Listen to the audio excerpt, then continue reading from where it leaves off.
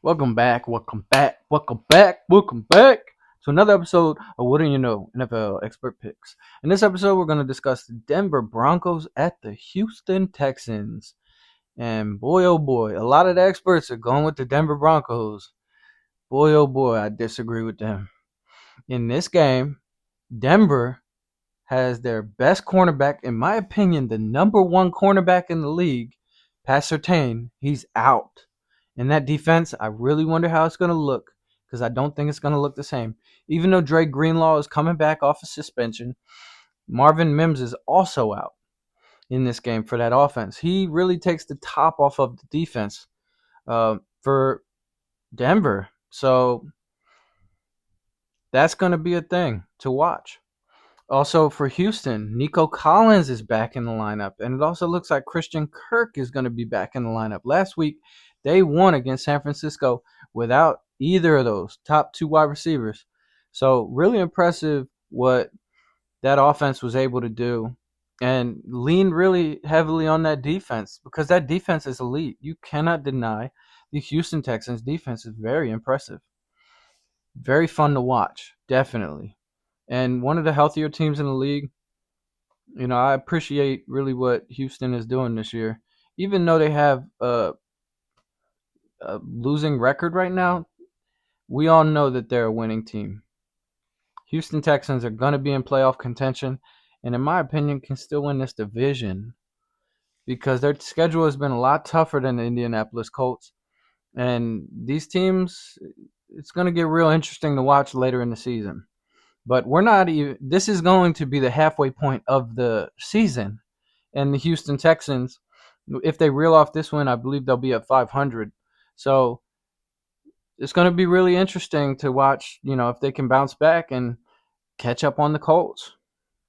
But it's going to have to come soon, and they're going to have to keep reeling off wins. So getting into it, Houston has a positive home turnover differential, only a positive 0.3 per game, while Denver's road turnover differential is only a 0. So Houston gets the turnover battle slightly. CJ Stroud is firmly in the upper tier, while Bo Nix is mid grade. He definitely had a great performance against the New York Giants a couple weeks ago, but kind of everybody does. CJ Stroud, though, he really played well without his starting two wide receivers, and with those two starting wide receivers back and Pat Surtain out, expect to see CJ Stroud make some good throws. I think he's going to have to make a lot of short throws, though, because Denver Broncos are crazy getting after the passer.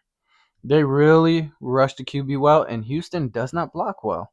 So it's going to be very interesting to see the screens, see the short passes, and see Houston really get creative with their script that they're going to have to game plan around that pass rush because you got to get the ball down the field. You might see that offense use a lot of screenplays and uh, running back routes coming out of the backfield that's really going to turn those short pass plays into run plays pretty much. Especially on first down, I would like to see Houston kind of use that method to just stretch out that defense and really eliminate that pass rush. Because if you get the ball out quick, they cannot rush the quarterback and get sacks. But if he holds on to that ball too long, watch out because Denver's going to get after him. It's going to be ugly if CJ Stroud does that.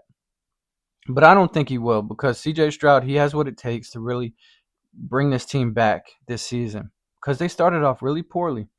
Now, getting into it, Houston's passing offense at home is 110 passer rating and goes up to Denver's road pass defense that allows only an 88.5 passer rating, which is solid, but without Pat Surtain, number one corner in the league, we're gonna see that worse than an 88.5. That passer rating that Denver's going to allow is probably going to be more around the 110 mark that Houston averages or better.